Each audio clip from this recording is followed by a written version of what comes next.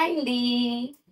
ఇప్పుడే లెగిచానండి. ఈరోజు సండే కదా, చాలా లేట్ అయిపోయింది. చాలా టైం అయిపోయింది. సండే కదా అని చెప్పి చాలా లేట్ గా లెగిసాను.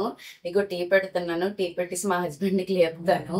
టిఫిన్ కూడా ఇప్పుడే ప్రిపేర్ చేస్తున్నాను. ఎందుకంటే చాలా టైం అయిపోయింది. ఫ్రెష్ అయ్యి ప్రిపేర్ చేస్తే చాలా టైం అయిపోద్ది. పిల్లలకి ఆకలి కదా. ఒక పక్క టీ, ఒక పక్క టిఫిన్ ప్రిపేర్ చేస్తున్నాను.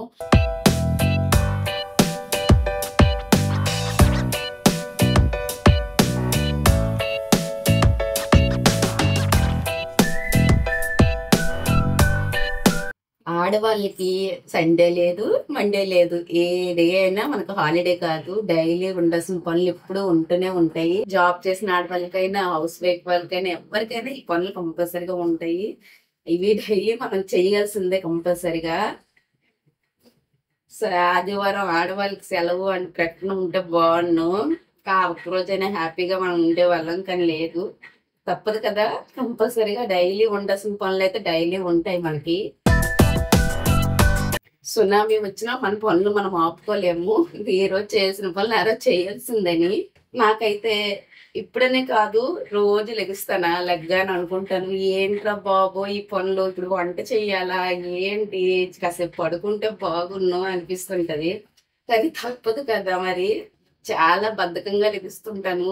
చాలా టైం నుంచి లెగాలి లెగాలి అని చెప్పి లెగుస్తుంటానే తప్ప నాకు అస్సలు ఎంత బద్ధకం అంటే, పెళ్ళవక ముందే బెటరు, హ్యాపీగా అన్ని జరిగిపోయి అనిపిస్తుంది. కానీ పెళ్ళైన తర్వాత అంతా మారైపోద్ది. పడుకుంటే అవ్వదు, ఎందుకంటే పనులన్నీ చెయ్యాలి. పెళ్ళైతే చక్కగా అమ్మ చేసి పెడితే మనం హ్యాపీగా పడుకుండే వాళ్ళం. మాకు అన్ని కాళ్ళ దగ్గరికి వచ్చేసేవి. ఇప్పుడు అలా కాదు. ఇప్పుడు మనం అమ్మలమయ్యాం కాబట్టి మనకు ఆ పరిస్థితి. మన కింద మన అమ్మలు పని చేస్తే, ఇప్పుడు మన పిల్లల కింద మనం పని చేస్తున్నాము.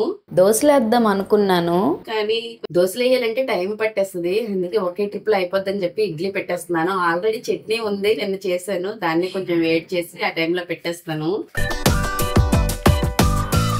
పిల్లలు ఏమంటే నిన్నే చెప్పారు, నాన్న రేపు చికెన్ తీసుకురావా అని. కానీ బర్డ్ ఫ్లూ ఏదో వస్తుంది కదండి, అది ఎంతవరకు నిజమో తెలియదు. కానీ నేనైతే తినడం లేదు భయంకి. ఫిష్ ఏదో తీసుకొస్తాను లేరా అని చెప్పారు, కానీ మా హస్బెండ్ గుర్తులేదు. ఈరోజు ఫంక్షన్ ఉంది. పాపం వాళ్ళు నాన్ వెజ్ అంటున్నారు, కానీ పాపం ఈరోజు వెజ్ తోనే వాళ్ళకి గడిచిపోద్ది. సత్యనారాయణ స్వామి వ్రతం చేస్తున్నారు, ఇంట్లో దిగుతున్నారు. ఆ ఫంక్షన్ కి వెళ్ళాలి. ఈ రోజు మధ్యాహ్నం లంచ్ లేదు. ఈ రకంగా అయినా తప్పించుకున్నాను వంట చేయడం. మళ్ళీ డిన్నర్ కి అయితే కంపల్సరీగా ప్రిపేర్ చేయాల్సిందే. ఓన్లీ ఆఫ్టర్నూనే మిస్ అయ్యింది. మళ్ళీ డిన్నర్ కి ప్రిపేర్ చేస్తాను. నాకు తెలిసి నేను చిన్నప్పటి నుంచి హాస్టల్లోనే ఉన్నాను. కొంచెం తెలిసిన వయసులోనే ఉండేదాన్ని. తర్వాత హాస్టల్కి వెళ్ళిపోయాను.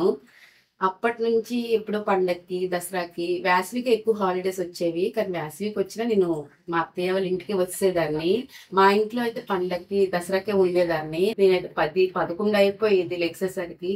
అప్పుడు తినేదాన్ని. అలాగే లెగిసాను, బ్రష్ చేశాను, కూర్చున్నాను. మంచం మీదకి వచ్చేది ఫుడ్ కూడా. నాకు అంత అపూర్వంగా చూసుకునేవాళ్ళు. కానీ ఇప్పుడు చూడండి, నా పని నేనే చేయాల్సి వస్తుంది. అసలు ఏంట్రా బాబు, ఎందుకు మ్యారేజ్ చేసుకున్నాను అనిపించింది. కానీ తప్పదు కదండి, దేనికి పనిదని. కంపల్సరీగా ఆడపిల్లలు అన్నాక పెళ్లి చేసుకోవాల్సిందే, ఇంటి బాధ్యతలు చూసుకోవాల్సిందే. అది ఎప్పటి నుంచో వస్తున్నది. దాన్ని ఎవరు మార్చలేరు. మనమే ఇష్టంగా చెయ్యాలి. మీకు సీక్రెట్ చెప్పనా, నేను డే అనేది టీతోనే స్టార్ట్ చేస్తాను. టీ తాగిన తర్వాతే బ్రష్ కానీ, ఫ్రెష్ అవ్వడం కానీ, తర్వాత డే అంతా స్టార్ట్ అవుతుంది. బ్రష్ చేయనండి, ఫస్ట్ టీ తాగేస్తాను. నాలానే మీలో ఎవరైనా ఉన్నారా? కమెంట్ బాక్స్ లో కమెంట్ చేయండి. నాకు టీ ఫస్ట్ అలవాట్లేదు. పెళ్ళయిన తర్వాతే టీ తాగుతున్నాను. ముందైతే నేను ఎప్పుడు టీ తాగలేదు. మా నాన్న వద్దనేసేవాళ్ళు. నేనే కాదు, నా చెల్లి గాని, నా చిన్న చెల్లి గాని ఎవ్వరు టీ తాగరు. ముగ్గురికి అలవాటు చేయలేదు నాన్న. టీ వద్దనేస్తారు. కానీ పెళ్ళయిన తర్వాత మాత్రం మా హస్బెండ్ వల్ల నాకు అలవాటు అయిపోయింది. తన ఒక్కరికే కాదు, నాకు కూడా అలా చేసుకుని అలవాటు చేసుకున్నాను. ఇప్పుడు ఏంటంటే అలవాటు అయిపోవడం, టీ లేనిదే తలనొప్పి వచ్చేస్తుంది. కన్ఫర్మ్ టీ తాగకపోతే ఆ డే అంతా నాకు హెడేక్ గా ఉంటది. అది మరి నా ఫోబియో ఏంటో తెలియదు, కానీ నాకు అలా అనిపిస్తుంటది. ఇప్పుడే ఫ్రెష్ అయ్యి వచ్చానండి, టిఫిన్ చేస్తున్నాను. ఈ ఇడ్లీలు ఒకసారి గమనించండి. ఇది నార్మల్ గా ఇడ్లీ రుబ్బుతో చేశాను, ఇడ్లీ నూక రుబ్బుతో. ఇవి చూసారా ఎలా ఉన్నాయో? ఇది అట్లు రుబ్బుతో చేశాను. బియ్యం అండ్ మినపగుళ్ళతో అట్లు చేస్తాను కదా, ఆ రుబ్బుతో చేశాను. ఒక్కొక్కసారి ఇడ్లీ నూక లేనప్పుడు ఈ రుబ్బుతో కూడా నేను ఇడ్లీ చేస్తుంటాను. ఇవి కూడా చాలా బాగుంటాయండి. కొంచెం తినేటప్పుడు మెత్తగా అనిపిస్తాయి. ఇదేంటి నూకగా అనిపిస్తాయి. దీనికి అదే తేడా. ఈ రెండు బాగుంటాయి. ఒకసారి ఇది మాత్రం మీరు ఒకసారి టేస్ట్ చేయండి. రెడీ అయిపోయామండి.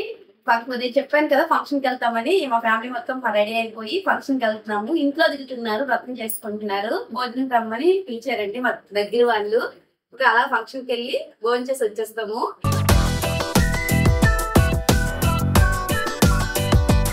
1 అవర్ బయటకు వెళ్దా ఇవన్నీ చెక్ చేసుకుని వెళ్తాను. ఉన్న అలవాటు నాకు అది.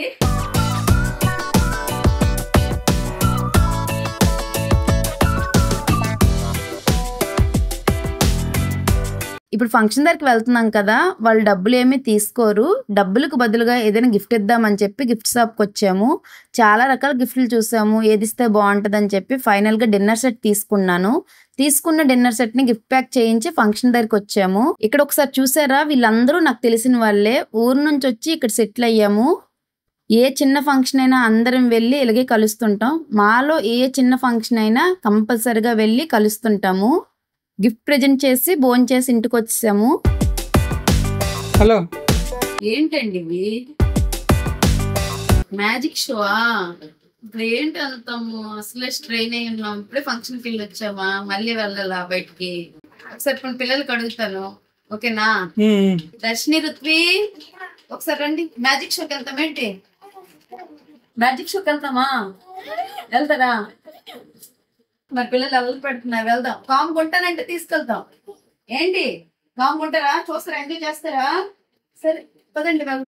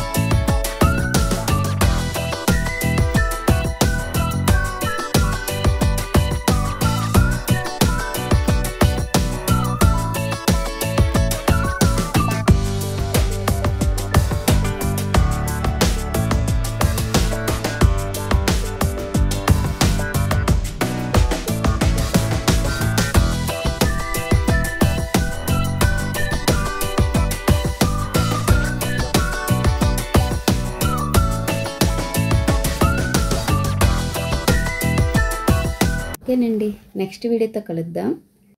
Thank you for watching. Please like, share, subscribe and click on bell icon.